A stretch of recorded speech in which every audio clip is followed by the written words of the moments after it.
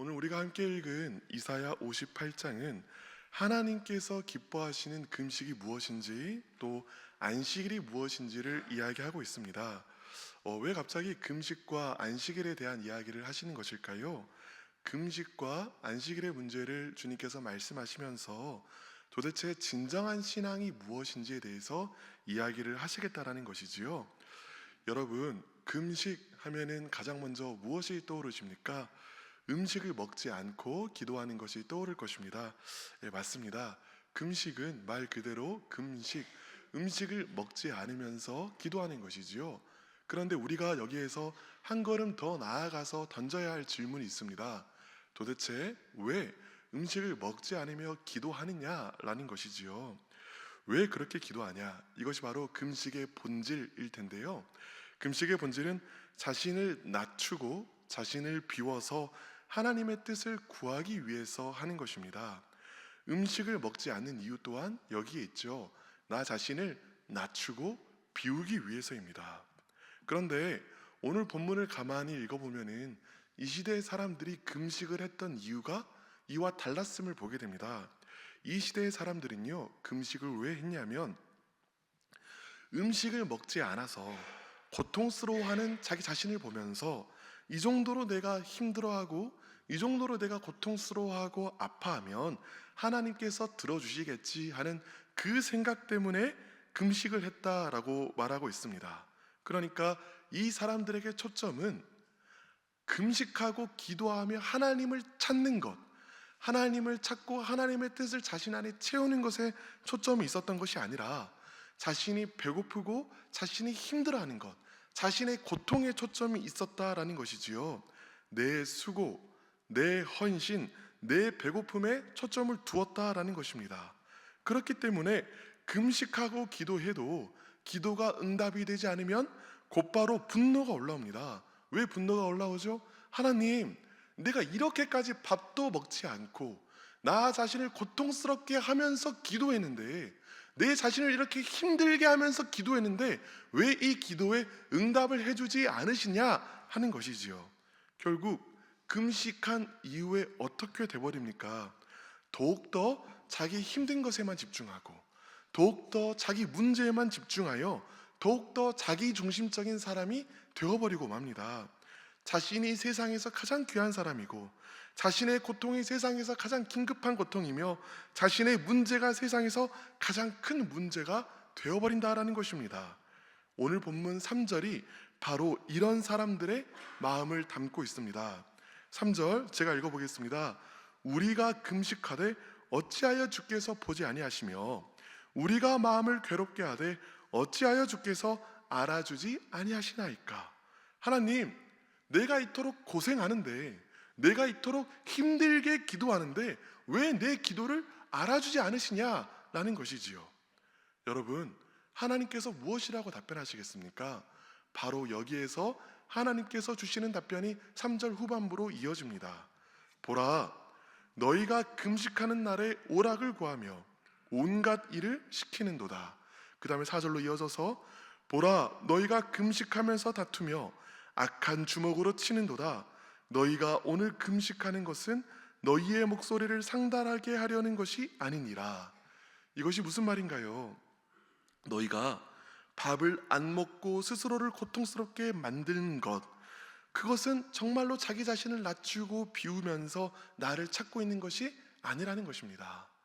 너희는 너희 자신을 고통스럽게 할 뿐이지, 밥을 안 먹고 있을 뿐이지 나를 찾고 나를 구하고 있는 것이 아니라는 것이지요. 오늘 본문을 가만히 읽어보면 하나님 답변이 이렇습니다. 금식을 한다고 하면서도 오락을 하면서 자기 자신을 찾고 있구나. 금식을 한다고 하면서도 다른 사람을 압제하고 학대하면서 자기 이익만을 구하고 있구나. 금식을 한다고 하면서도 오히려 너희 자신의 의견을 관철시키고자 싸우고 있구나. 종합하여 보면 이 말이 무슨 말이지요? 너희가 식사는 안 하고 있지만 너희 욕망을 먹으면서 너희 자신의 욕망을 더욱더 키우고 있구나 라고 말씀하시는 것입니다.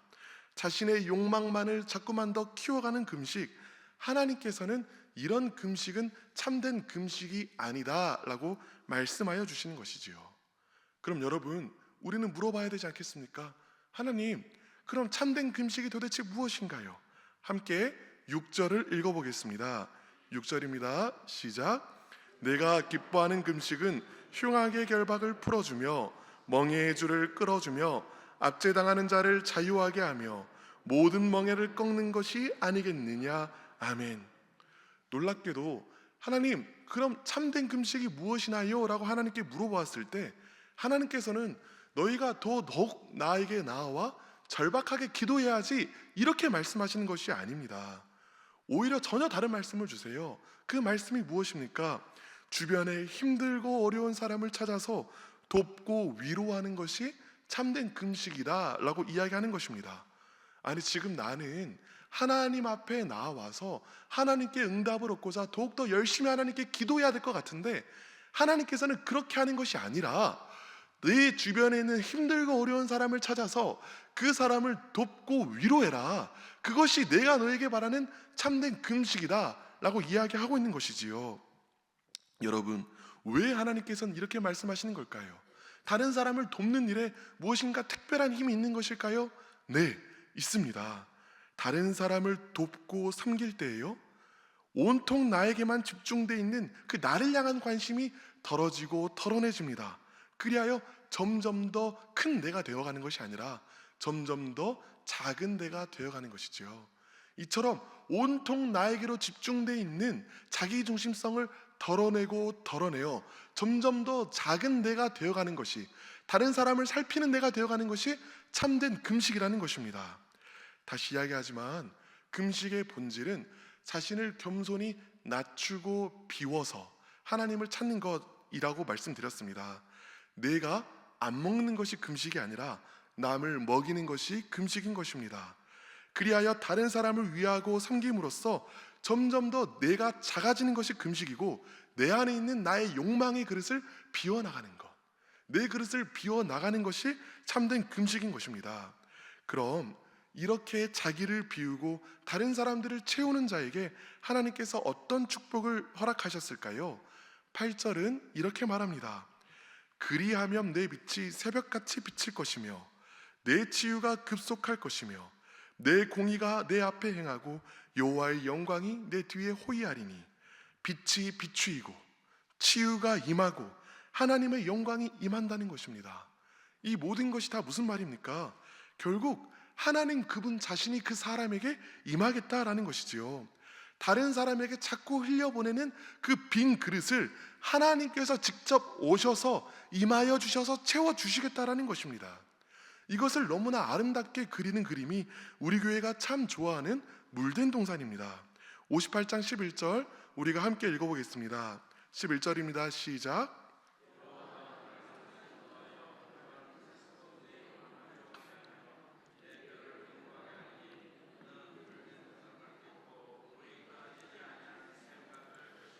아멘. 여호와가 너를 항상 인도하여 메마른 곳에서도 내 영혼을 만족하게 하며 내 뼈를 견고하게 하리니 너는 물된 동산 같겠고 물이 끊어지지 아니하는 샘 같을 것이니라.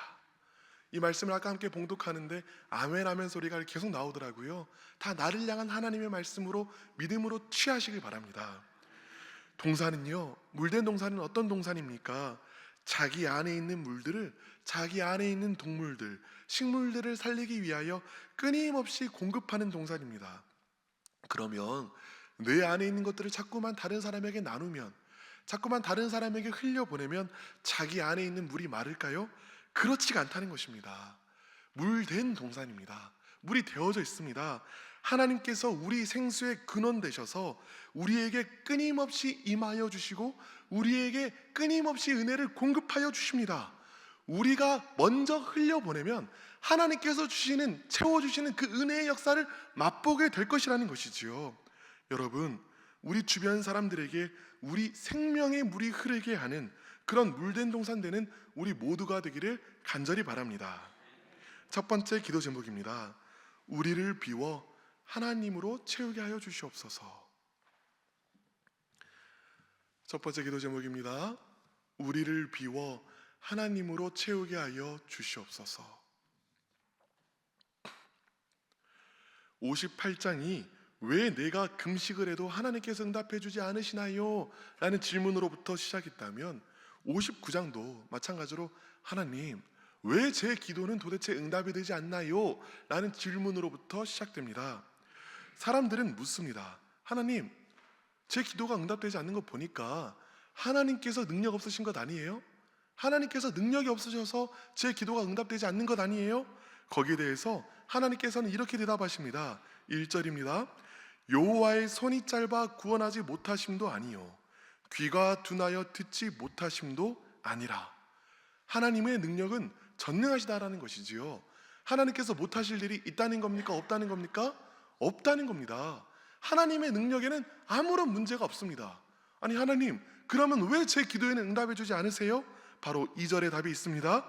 오직 너희의 죄악이 너희와 너희 하나님 사이를 갈라놓았고 너희 죄가 그의 얼굴을 가려서 너희에게 듣지 않으시게 함이니라.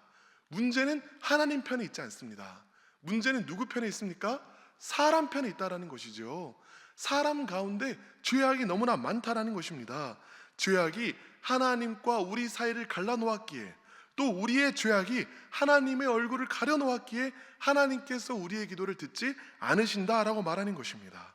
이후 3절부터 15절까지는 사람이 얼마나 죄인인지를 묘사하고 있습니다. 사람은 이토록 철저한 죄인이며 뿌리부터 사악한, 뿌리부터 처참한 죄인이다 라고 묘사하고 있는 것이지요. 그러니 결론은 무엇입니까? 자신의 기도를 하나님 앞에 이르게 할 자가 단 한 명도 없다라는 것이죠. 이것이 기도가 응답이 되지 않는 이유입니다. 이제 16절을 함께 읽어보겠습니다. 16절입니다. 시작. 사람이 없음을 보시며 중재자가 없음을 이상히 여기셨으므로 자기 팔로 스스로 구원을 베푸시며 자기의 공의를 의지하사. 아멘. 하나님께서는요, 이런 우리의 공경을 살펴보시고 지켜보시고 또한 아십니다. 하나님께서는요, 중재자가 없음을 이상하게 여기십니다. 여기서 말하는 중재자는 히브리어로는 마프기어라고 합니다. 이 무슨 뜻일까요? 갈라진 틈을 메우는 사람이 없다라는 것이지요. 중재자가 없다는 말은 하나님과 우리 사이에 죄로 인한 갈라진 틈이 있는데 이 틈을 자기의 몸으로 메울 사람이 단 한 명도 없다라는 것입니다. 왜 없지요? 모두가 다 죄인이기 때문에, 각자가 다 각자의 갈라진 틈을 가지고 있기 때문에 하나님 앞에서 이 틈을 메워줄 사람은 없다라는 것입니다. 이 공경을 사람 편에서는 해결할 수 있습니까? 없습니까? 없습니다. 왜죠? 우리 모두가 다 똑같은 죄인이기 때문입니다. 그래서 하나님께서는 어떻게 하십니까? 오늘 본문이 말하듯이 자기 팔로 스스로 구원을 베푸시며 하나님께서 먼저 일하시겠다라는 겁니다. 우리 편에서는 할 수 있는 것이 없어서 하나님께서 하나님의 공의의 손을, 능력의 손을 먼저 우리 쪽으로 펼쳐 나가시겠다라는 것입니다. 사람이 절망하고 있을 때, 나는 죄인이어서 도무지 방법이 없다라고 고백하는 바로 그때에 하나님께서 스스로 행하십니다. 하나님께서 은혜의 팔을 뻗으십니다. 사람 편에서는 중재자를 세울 수 없기 때문에 하나님께서 하나님 편에서의 중재자를 세워주십니다. 그것이 바로 하나님이신데 인간의 몸을 입고 이 땅 가운데 임하신 예수 그리스도이신 것이지요. 20절은 이렇게 말합니다. 여호와의 말씀이니라 구속자가 시온에 임하며 야곱의 자 가운데 죄과를 떠나는 자에게 임하리라. 하나님께서 뻗으신 손, 인간은 모두가 다 죄인이어서 하나님 편에서 먼저 뻗으실 수밖에 없었던 그 손, 시온에 임할 구속자, 이분이 바로 우리의 모든 죄를 위하여, 우리를 위하여 대신 죽어주신 예수 그리스도라는 것입니다. 그리고 이분께서, 우리에게 임하여 주신 하나님이신 예수님께서 우리를 대신하여 싸워주시기 시작하십니다. 17절과 18절입니다. 공의를 갑옷으로 삼으시며 구원을 자기의 머리에 써서 투구로 삼으시며 보복을 속옷으로 삼으시며 열심을 입어 겉옷으로 삼으시고 그들의 행위대로 갚으시되 그 원수에게 분노하시며 그 원수에게 보응하시며 섬들에게 보복하실 것이라. 여러분, 하나님의 구속자가 우리를 위하여 공의의 갑옷을 입고 투구를 입고 칼과 창을 들고 싸워나가기 시작하십니다. 이 싸움이 언제 어디에서 일어났을까요? 바로 십자가에서 일어났습니다. 도무지 하나님께 나아갈 수 없게 만드는 우리의 죄와 죄로 인한 그 결과를 우리 대신에 짊어지고 예수 그리스도께서 십자가에 오르셨습니다. 우리 죄에 진노하시는 하나님께서는 우리 죄를 지고 있는 예수님에게 그 우리를 향한 모든 진노를 다 쏟으셨습니다. 그렇게 우리의 모든 죄를 다 도말하셨습니다. 십자가 위에서 하나님께서 승리하셨고 하나님의 아들이 승리하신 것이지요. 이제 누구든지 예수님께서 나를 위하여 싸워주셨음을, 예수 그리스도의 십자가 위에서 내 모든 죄가 처리되었음을, 그러므로 이제 나는 죄에게 해방되었고 용서되었음을 믿는 모든 자들에게는 구원이 임합니다. 십자가의 승리를 통하여 용서받을 길이 열리게 된 것입니다. 이제 누구든지 그리스도를 신뢰하는 자에게는 죄의 지배가 끊어지게 되었다라는 것이지요. 그럴 수 있는 능력을 우리 하나님께서 주셨습니다. 시간상 찾지는 않겠지만 에베소서 6장 13절부터 18절까지를 보면 하나님께서 오늘 본문에서 말하고 있는, 이사야 본문에서 말하고 있는 하나님께서 악과 죄와 싸우시고자 입으셨던 그 갑옷과 그 무장을 믿는 자가 하는 것을 보게 됩니다. 머리에는 구원의 투구를 쓰고요, 가슴에는 의의 흉배를 붙이고, 허리에는 진리의 띠를 띠고, 평안을 예비하는 복음의 신발을 신고, 왼손에는 믿음의 방패를 들고, 오른손에는 성령의 곧 말씀으로 싸워나가기 시작합니다. 이것이 무슨 의미입니까? 하나님께서 죄와 싸우시던 그 권능이 이제는 누구에게 있다라는 것입니까? 우리에게도 있다라는 것입니다.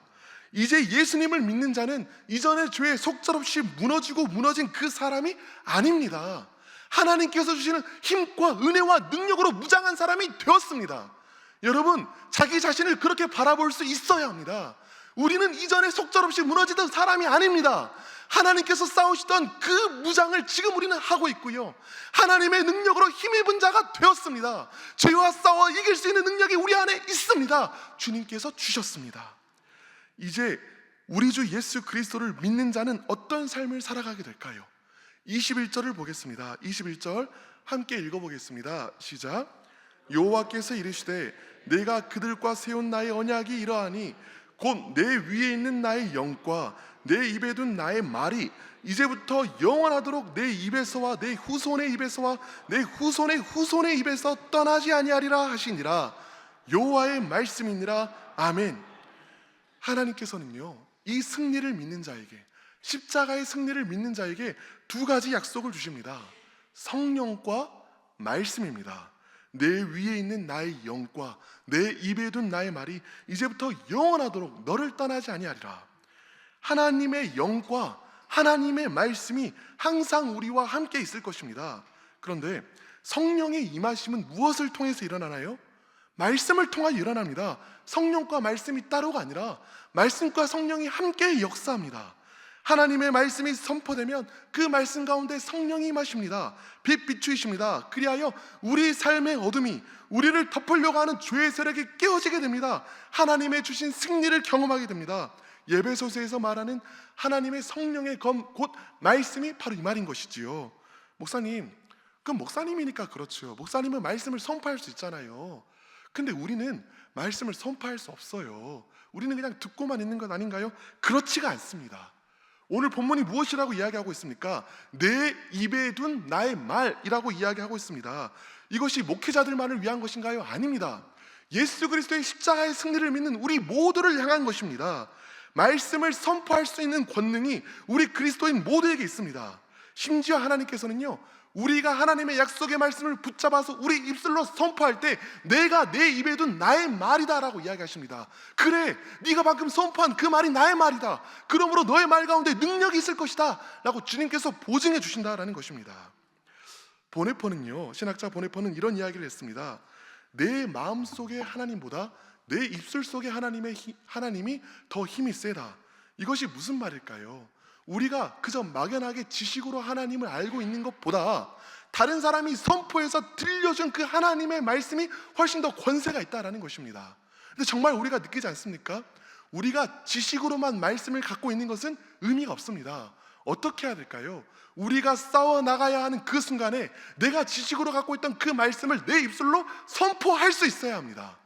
그렇게 되면은 선포된 이 말씀은 우리 지식 속에 잠자고 있는 말씀이 아니라 오늘 살아 움직이는 하나님의 능력의 약속의 말씀이 되어서 오늘 나를 일으켜 세워주고 나의 가운데 나를 붙드는 능력의 말씀이 되는 것입니다. 그리하여 우리 그리스도인들은요, 지식으로 살아가는 사람들이 아니라 선포된 말씀으로 살아가는 사람들인 것이지요. 우리 그리스도인들은요, 죽은 문자 속에 살아가는 것이 아니라 살아있는 영의 말씀을 통하여 살아가는 사람들인 것입니다. 여러분, 하나님의 약속의 말씀을 여러분 입에 두시길 바랍니다. 여러분께서 이 약속의 말씀을 여러분의 입술로 선포하시길 바랍니다. 그리하여 여러분의 입술에 둔 하나님의 말씀이 일하고 움직여서 여러분들을 세우시고 여러분들을 인도하시고 여러분들을 이끄는 것을 경험하시길 바랍니다. 우리 기독교는 죽어있는 종교가 아니라 살아있는 종교임을 여러분 스스로 체험하시고 경험하시길 바랍니다. 두 번째 기도 제목입니다. 말씀을 선포하며 살아가게 하여 주시옵소서.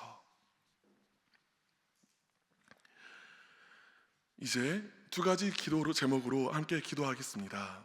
첫 번째 기도 제목입니다. 우리를 비워 하나님으로 채우게 하여 주시옵소서. 두 번째 기도 제목입니다. 말씀을 선포하며 살아가게 하여 주시옵소서. 함께 기도하겠습니다. 주여 믿습니다. 주여 믿습니다. 주여 믿습니다.